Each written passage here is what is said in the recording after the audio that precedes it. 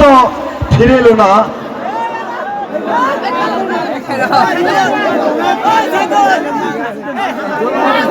ওই আমার ছেলেকে তো দেখছি না।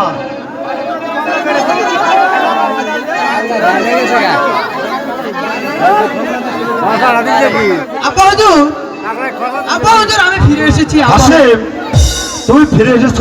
হ্যাঁ আব্বা হুজুর। তোমার সাথে ওই মেয়েটিকে? আব্বা হুজুর,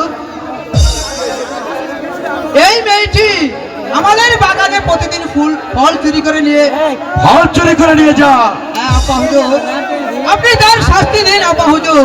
তাই বুঝি তাকে তুমি বেঁধে এনেছ? হ্যাঁ আব্বা হুজুর, আপনি তার শাস্তি দিন আব্বা হুজুর।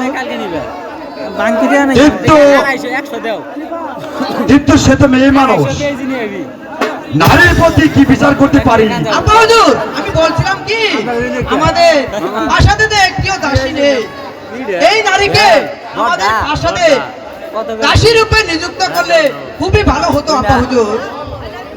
হাসেম, হ্যাঁ আব্বা হুজুর। শোনো মা আশেদা,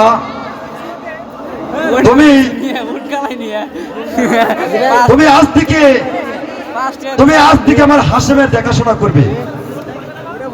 আজ আমি তোমার হাতের বাঁধন খুলে দিলাম। তুমি করতে পারবে না মা?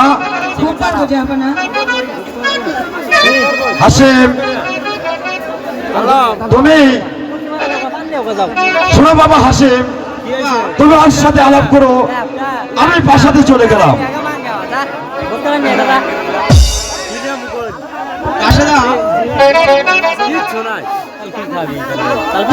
তুমি যে আমার খেলার সাথী হয়ে গেলে আশেদা, আমি যে তোমাকে সত্যি তুমি আমার মনের মনের ভিতর,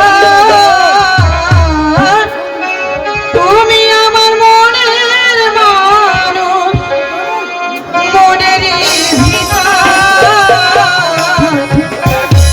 তুমি আমার জান বন্ধু, অন্তরে আয়াসদা, তুমি আমাকে এত ভালোবাসো, তুমি আমায় কইরো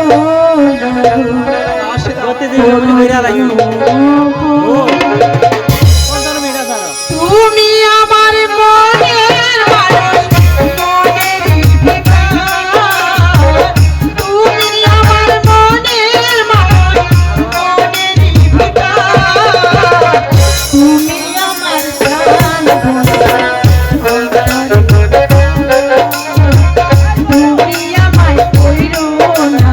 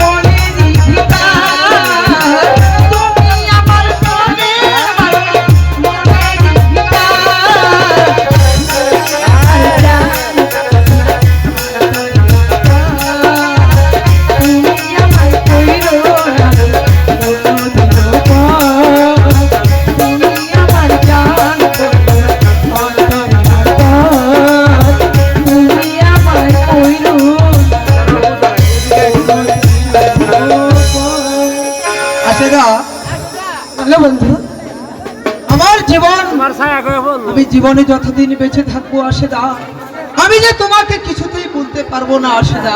বন্ধু আমি চিরজীবন তোমারই থাকবো। চলো বন্ধু, এখন আমরা প্রাসাদে ফিরে যাই। তাই চলো আশেদা, এখন আমরা প্রাসাদে ফিরে যাই।